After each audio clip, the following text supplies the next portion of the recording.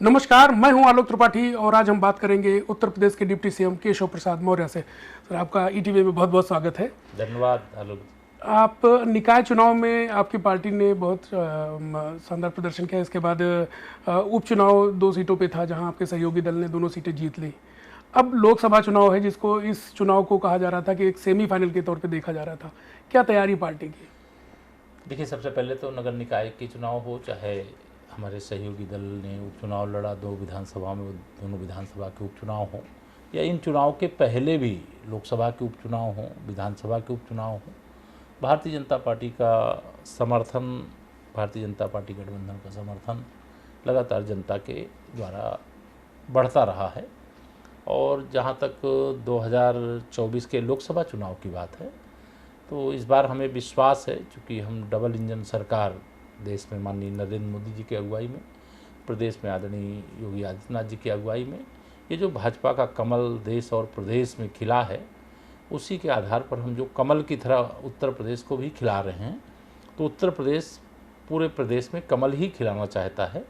और हमें जैसे नगर निगम में 17 हैं नगर निगम, 17 की 17 नगर निगम भारतीय जनता पार्टी को मिले हैं, वैसे मेरी उम्मीद है कि 80 की 80 लोकसभा माननीय नरेंद्र मोदी जी को फिर से प्रधानमंत्री बनाने के लिए उत्तर प्रदेश की जनता, भारतीय जनता पार्टी और हमारे जो गठबंधन के साथी हैं उनको जिता करके भेजेगी। विपक्ष भारतीय जनता पार्टी के खिलाफ पूरा एका हो रहा है। देश में भी आपने देखा होगा, कर्नाटक के चुनाव के बाद एक माहौल बनाने की कोशिश की जा रही है कि भारतीय जनता पार्टी को इस बार संगठित होकर विपक्ष कहीं ना कहीं मात देगा। आपको लगता है ये एका कामयाब होगा?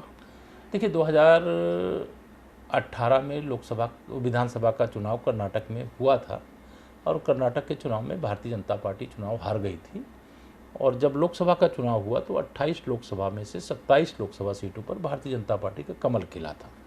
विपक्ष की एका का जहाँ तक सवाल है, तो भारतीय जनता पार्टी और माननीय नरेंद्र मोदी जी के खिलाफ सारा विपक्ष एकजुट पहले भी था, आज भी है, आगे भी रहेगा, लेकिन नेता रहेंगे जनता नहीं।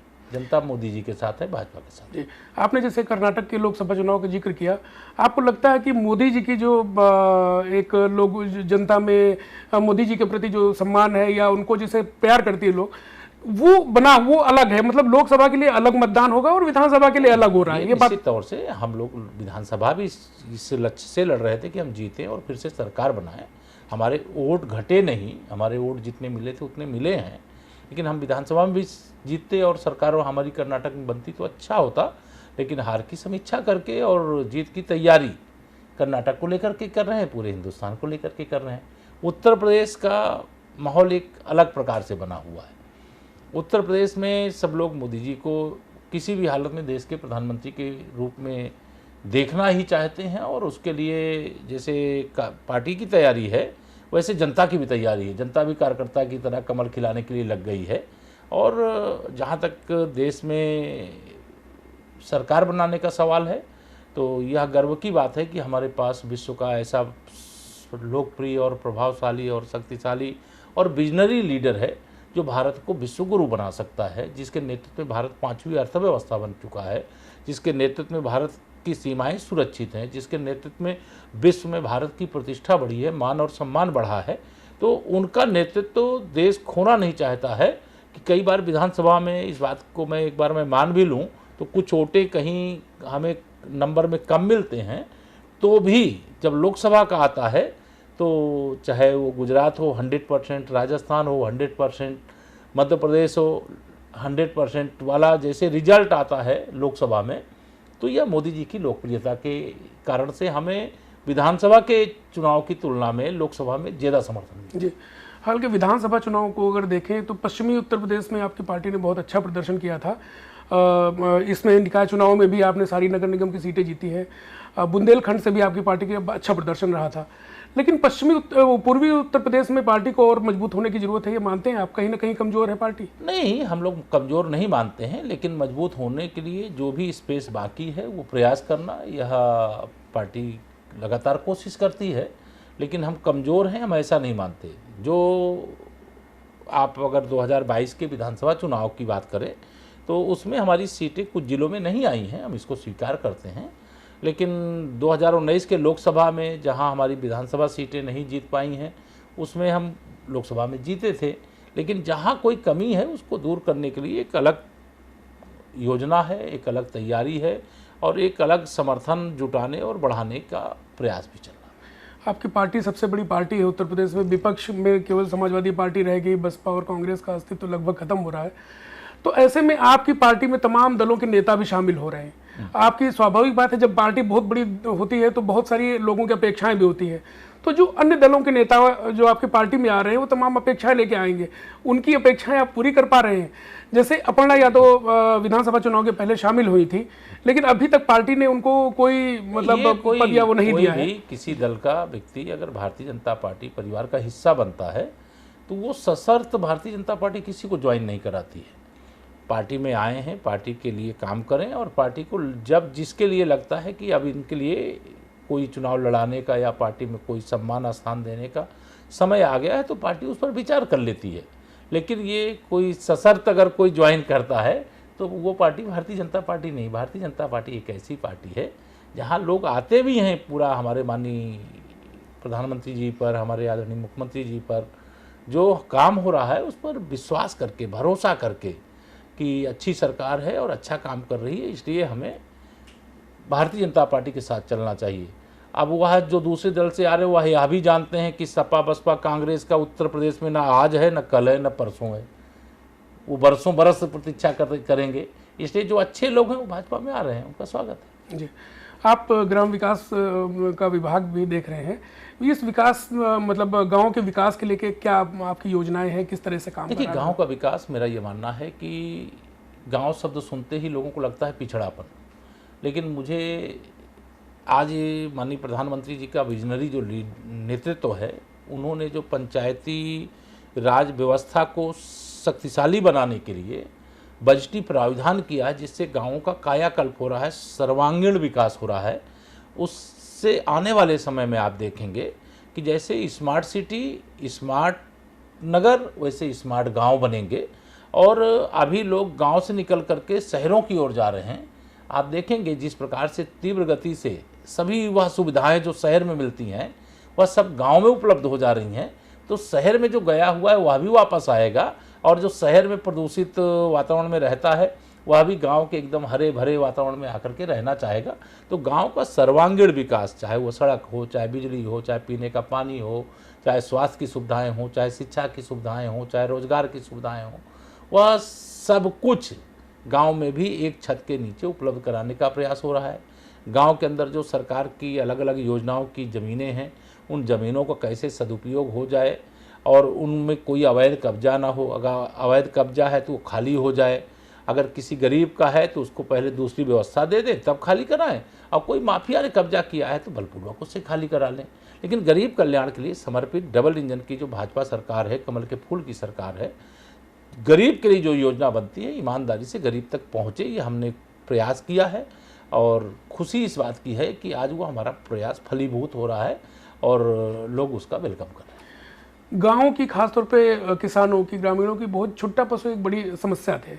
विधानसभा चुनाव में मुख्यमंत्री जी ने, प्रधानमंत्री जी ने भी एक सभा में कहा था, सबने वादे किए थे, लेकिन वो समस्या अभी पूरी तरह समाप्त नहीं हो पाई है। देखिए, मैं ये मानता हूँ कि पिछले 2017 से विशेष तौर से उत्तर प्रदेश में हम लोगों ने गौवंश के गर्दन पे छुरी नहीं चलने दिया है। हम गौवंश का कत्ल नहीं होने देंगे, ये आज भी हम उसको दोहराते हैं। लेकिन चूँकि मशीनीकरण हो जाने के कारण से जो बछड़े हैं उनको जुताई के लिए उपयोग में नहीं लाया जाता, अन्य कृषि कार्य के लिए उपयोग में नहीं लाया जाता, तो लोग छोड़ देते हैं कि छोड़ दो रात के अंधेरे में और खेत घूम करके हो सकता है उन्हीं का चरे। तो यह जो एक भाव बन गया था, इसके खिलाफ हम लोगों ने जन जागरण किया कि रात के अंधेरे में छोड़ने की जगह दिन के उजाले में जो गो आश्रय स्थल हैं वहाँ तक पहुँचाने का काम करिए। और ये अब अभियान शुरू हुआ है और बहुत बड़े पैमाने पे गो आश्रय स्थल पर गौवंश को पहुंचा दिया गया है। चारागाह के नाम पे जो ज़मीनें छूटी थी उसको खाली करा करके उसमें हरी घास तैयार कराई जा रही है, गौवंश को खाने पीने की व्यवस्था की जा रही है। गोबर से कई प्रकार के सामान बनाने का काम, पेंट बनाने का काम, अलग प्रकार के अन्य सामान बनाने का काम हो रहा है, खाद बनाने का काम हो रहा है, कंपोस्ट बनाने का काम हो रहा है। तो उसमें हमारी जो स्वयं सहायता समूह की बहनें हैं वह उससे जुड़ रही हैं, उनकी आमदनी भी बढ़ रही है और जो गौवंश छुट्टा घूम रहे थे वो गो आश्रय स्थल पर भी एकत्र हो रहे हैं, उनकी सेवा भी हो रही है, और जो अवैध कब्जे में ज़मीनें थी खाली करा करके गौवंश के चारे की व्यवस्था भी हो रही है।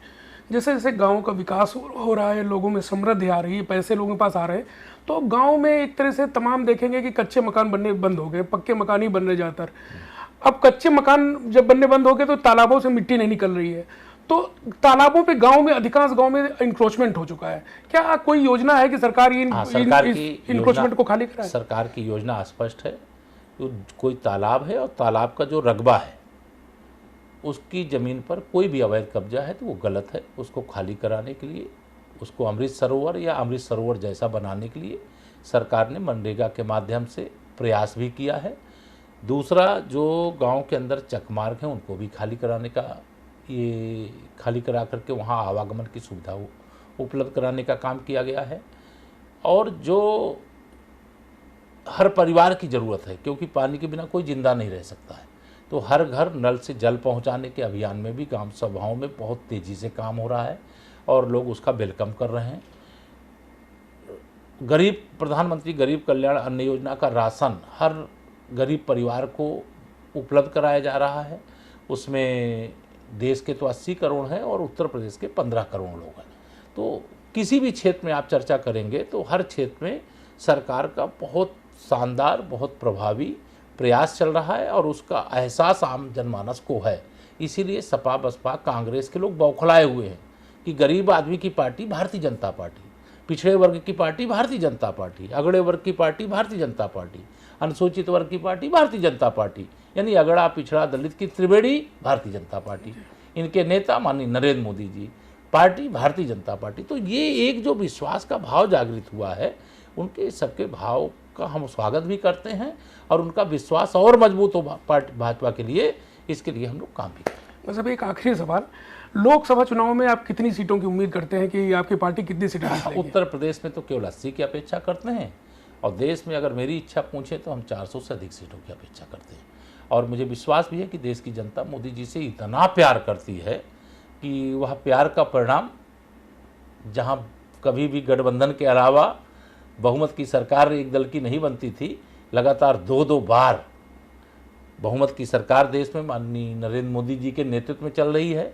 और आज भी मैं गर्व से कह सकता हूं कि शायद भारत के एकमात्र प्रधानमंत्री हैं जिन्होंने 10 साल तक देश की सेवा की है और आज भी उनकी लोकप्रियता उस चरम सीमा पे है जो 2014 में थी, जो 2019 में थी। वह 2024 के लिए मैं समझता हूं कि 14 और 19 से भी अधिक लोकप्रियता और अधिक समर्थन माननीय मोदी जी को लेकर के आम जन में है। चाहे वह नौजवान हो, चाहे वो किसान हो, चाहे वो मजदूर हो, चाहे वह माताएं बहनें हों, चाहे बड़े बुजुर्ग हों, सबको लगता है मोदी जी हैं तो हम प्रधानमंत्री हैं। बस हमसे बात करने के लिए बहुत बहुत धन्यवाद। ये थे उत्तर प्रदेश के डिप्टी सीएम केशव मौर्य जी, जिन्होंने तमाम विषयों पर हमसे चर्चा की। कैमरामैन विजय के साथ मैं आलोक त्रिपाठी, ईटीवी भारत, लखनऊ।